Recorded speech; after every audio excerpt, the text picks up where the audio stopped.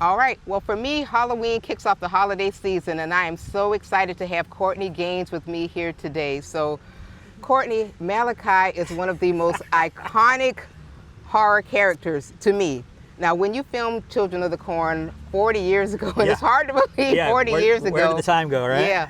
Did you have any idea we'd be talking about him or the movie at all? No way. I mean, we knew the one thing we had going for us was that it was a Stephen King short story, right? But horror was a B-film genre. Now it's a completely mainstream thing. Yes, it is. So it's only grown with popularity over these 40 years and turned into a franchise. I think they've done 8 of them at this point. Yes.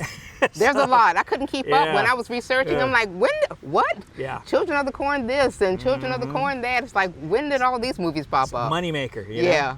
But the original is always the best to me. OG, of course. So in that movie, you were definitely the creepiest and the scariest, but all of the kids were creepy. And to me, there is nothing more frightening than evil children in a movie. I mean, I don't like scary kids in movies.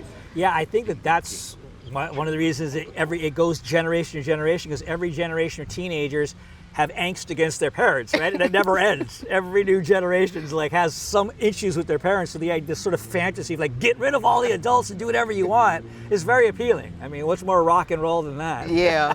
So tell me, what do you remember most about filming the movie? I mean, the atmosphere, the people. Was it as scary to you guys on set out in those cornfields as it was to us watching? No, of course not. Of course not. So you're busy doing your job. So for me and the other main character, John Franklin, the other kid, who was just amazing. It was our first films.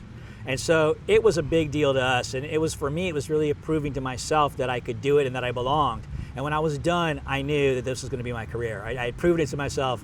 But did I have any idea it was going to be the phenomenon and people recognizing me down the street once the movie came out? I wasn't prepared for any of that You should have been. It was very overwhelming, to be honest. Well, one thing I'll say about the movie, it's not gory. A lot of the violence is implied. Yes. And it's more psychological and leaves a lot to the imagination. So I really think that adds to the scare factor. What are your thoughts about that? Yeah, no, the biggest example of that is in the scene in the diner. Yes. When the hand goes to get put into the meat grinder. There are people who will tell you that they saw that and the fingers. You do see it. Yeah, right here. Exactly. It's not. And back in the day, that's how filmmaking was done. Yeah. And it's kind of like a book, right? When you imagine, it's actually way worse than if you see it. I think nowadays the films are just with the CGI and everything. It's just way overdone. Right. And I don't like the gore horror films too much at all. I think torture. I don't find that. Right. I don't see why that's appealing to people. But some people, I guess, enjoy it. Well, the imagination is very powerful, so Correct. This movie still works. Now, we mentioned earlier that it's been 40 years and people are still interested in the movie. They love it. They still want to talk about it. Why do you think this movie has stuck with fans for so long? I think, as I was saying before, because the teenage angst it happens every year. Every right? generation. It doesn't end, right? And I think that's why rock and roll exists. Anything rebellious, rap even, right? Everything is rebellious, right? To teenagers is appealing, and so every time they discover this movie, they're like, yes, you know. And again, horror is bigger than it's ever been. I mean, it's completely mainstream now. I mean, Walking Dead was the biggest show on television. It was a cable. Yeah. It was a cable show, and it was literally the biggest show on television. So that tells you, an American Horror Story just tells you how big horror's become. So I think it's just those universal themes, you know. Well, for me, watching it, I rewatched it again last night. It's nostalgia. I mean, because I'm of that generation. So seeing the older cars, and the car had a cassette player in it. I mean, that kind of stuff, it just brings back nostalgia. And That's yesterday, funny. Ace Frehley passed away. Yes. So we're losing a lot of our movie Yes. stars. Well, Ozzy Osbourne just passed away. Everybody's just, leaving here now. So anything that just brings back nostalgia, I just think means something to people. Well, what they say about, 80s films is that they don't make them like that anymore. They don't. Right? And, the other thing, it's literally film. We shot back in the day. The look is totally different too, and different. that's also a vibe. It also brings back that feeling of being in the living room and going to Blockbuster and getting your movie. 35 millimeter has a depth of field when you see it that is just, it's just video can't capture it. I just watched Texas Chainsaw Massacre for the first time Because I know my band played this year at the barbecue. I saw that. Yeah, so we're cutting that together right now. We'll release that later next year. Okay. But that was sort of the idea of an iconic actor plays music at an iconic location. Yeah. So I watched the movie for the first time, and you could really tell the depth of 35 millimeter. I was like, oh my God, look how good this looks. You know, and it's a B movie, not a big budget, but the quality of depth is so much better. It looks great. But you know, it's just so much more expensive to do film. Yeah. Okay, well, we're not going to talk about Children of the Corn forever, but I do have one more quick question for you. Okay, one more corn question. Did you know that there are Isaac and Malachai action figures on Amazon? Yes, and I signed a lot of them last year. So last year, as you know, was the 40th anniversary, right? So that was the last. I've been doing horror-cons for, I don't know, gosh, almost 20 years. Wow. But that was my swan song. So I did a lot of shows last year. Even went to Europe twice, and so it was a really great year for the whole convention thing. But I signed a lot of those. But there's even a story to go to that. So I did a movie called Candy Corn a few years ago that I played the sheriff of the town. I helped produce, and Justin Marlborough, who played it was one of the police officers with me. He actually he's one of the owners of the company Trick or Treat. That's who designed those. Wow. And that's why it probably got done, because we had a relationship. But I don't think they realized it was going to sell as well as it has. It's sold really well. They're popular, and the reviews are good. Yeah. So everybody always looks at the reviews on Amazon. They're great. They're only like yay big, but they have like all these, like, it has knives and sickles. You can put all this like. And it has your iconic like scowl. It's just like that Malachai look. Well, Justin's a genius. In the movie, a bit of a spoiler alert. At some point, I get. And you see just my head, right? He did that he sculpted the whole mask and everything from a photograph. Wow. Which is, that's not normally how they do it. They do a whole cast of you. I was like, you could do this? He's like, yeah, it was brilliant. So no, he made the characters fantastic. Very cool. Okay, we're going to switch gears now. All right, switching gears. So you've had a long career, and I'm going to have to read these because you've done too much stuff. Well, if there's such thing as too much. Yeah, right. So you've been in dozens of movies. Back to the Future, Can't Buy Me Love, Sweet Home Alabama. You were in the Rob Zombie remake of Halloween. Correct. Okay, let's get to the TV shows. And I mean, this is a handful. ER. Yes. Criminal Minds. Yes. NCIS. Yes. Seinfeld. In the Heat of the Night, which I watch every day, by the way. Oh, have you seen those episodes? I'm in two episodes. I've seen them all like 10 times. Yeah. Everything. My name is Earl. I mean, wow, you have never stopped working. So what is your secret of success to longevity in this business? I would say two things. One, that I never stopped studying. Either I was studying or I was teaching acting the whole time I was in LA. So that's number one. You keep working on your craft. You keep getting better, right? Number two is I think that I have a pretty good range as a character actor. And I'd say number three, so I could do comedies, I could do drama, but I think number three is the ability to see where you are now in your life and know when it's time to sort of reinvent your career. Like I had that great 80s run as a teenager, and the smart thing I did there, because of the success of Malachai, is like I can't keep doing that character. Right. So I really made it a point to not play the same character twice in my sense. 80s run. And so by the time I was done with that, people could look at that as an adult and say, "Oh, he's got range. Like he's not just a one-trick pony." And then when I made the pivot to doing a lot of guest stars in television, what happened was I couldn't play teenagers anymore. Right. And I had to look at the market, and the market, there was really no 20-somethings at that time. It was like you kind of either were like a teenager or in college, or you were like 30. And I have a baby face, right? So I'm like, what am I gonna do? So I grew the hair out, I combed it back, I grew the goatee, and I said, I'm playing Mad Dogs. and for like a decade on television, most of the roles I did were bad guys. Yeah. Not all of them, but most of them. But the point is, I was able to see, and then I saw when that played out, and I was like, it's time to pivot again. I cut off all my hair and took new pictures, didn't tell my agents or my managers because I knew they were not gonna be happy because it was like easy jobs for them, right? Right. And I held out for a while, and that's when I booked Sweet Home Alabama. Wow. And that opened a whole new door back to comedy and things. I said, look, I've been playing bad guys, but I can do other things. You've done a lot of comedies. I mean, great stuff. Right, but a lot of times people don't think about it because they think about the Children of the Corn or whatever. So I had to really force them to relook at me, and it was it was luckily the casting directors. I auditioned for a movie, I Am Sam, a Sean Penn film. I didn't get, but they liked the new hair, and they were the ones who called me in for Sweet Home, and that's how I got it. That's awesome. So you just have to know how to reinvent yourself every now and again. And now I'm getting the old guys. You got to be like the boss, the head of the firm. It's like you have to know where you are, right? Okay, so pivoting and reinvention. Correct.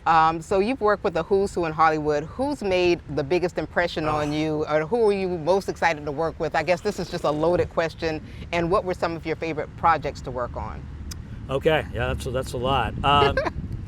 Bruce Dern in The Burbs, I was really, really happy to get to work with him. I was a huge fan, and he ended up being very, very complimentary of my work, which still to this day means the world to me. Huge. Because I think he's brilliant. He is. I think he plays like son of a bitch is as good as it gets, And I got to work with him again a few years later, recently, a couple years ago, and I got to thank him again for everything he did, and it was so great to get to see him again. So he's one. Robert Duvall, one of my all-time favorites. Yes. So to get to work with him in Colors was an amazing experience, and the end scene was the last scene we actually shot.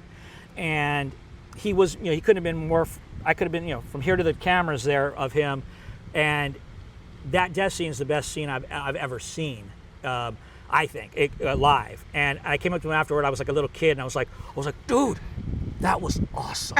and it was his wide shot, which they'd taken a long time to shoot, and so they finally did it, and he was brilliant. He said, I wish that was my close-up. I don't think I have another one in him. Oh my God, and he's humble.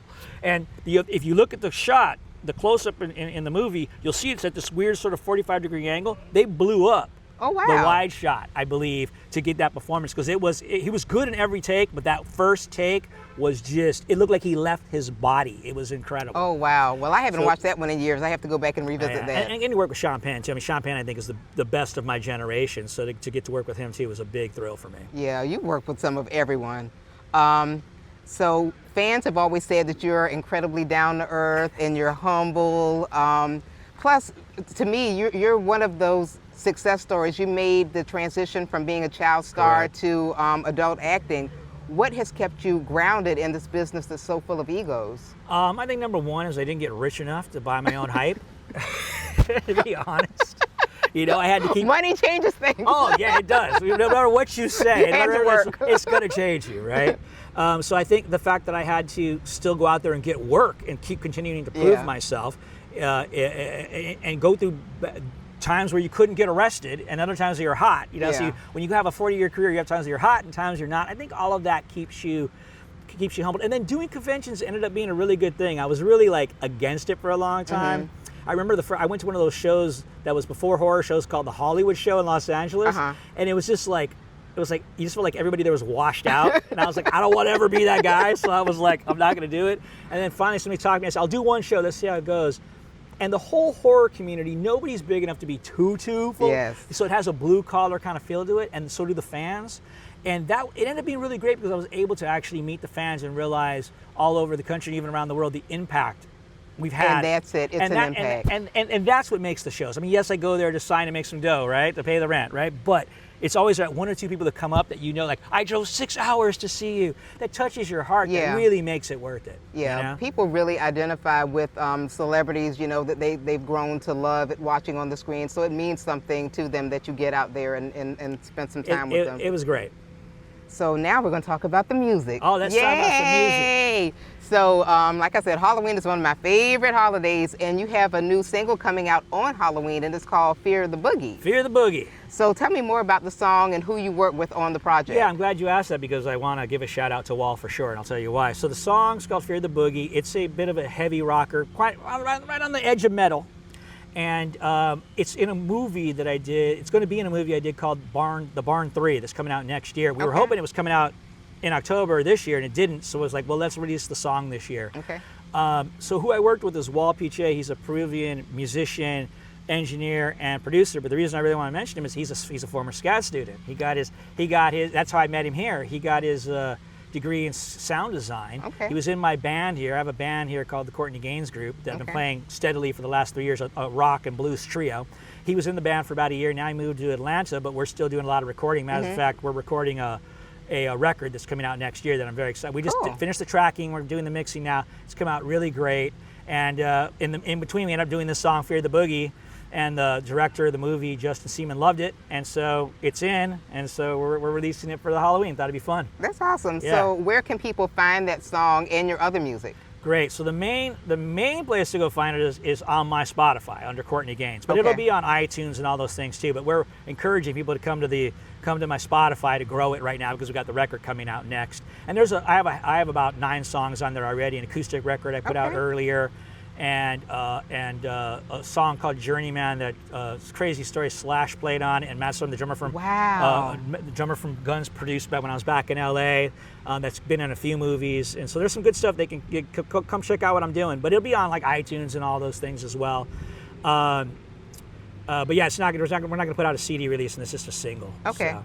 So guys, he is more than Malachai. He is also a talented musician. Go to Courtney Gains Spotify. And I just have to tell you, for me, every Halloween I have a must-watch list. Okay. The original Halloween. Yes. The original Friday the 13th. Yes. The original Nightmare on Elm Street, because I think all the originals are the better to me. Of course, you're hitting all the good ones. Children of the Corn is definitely in the list.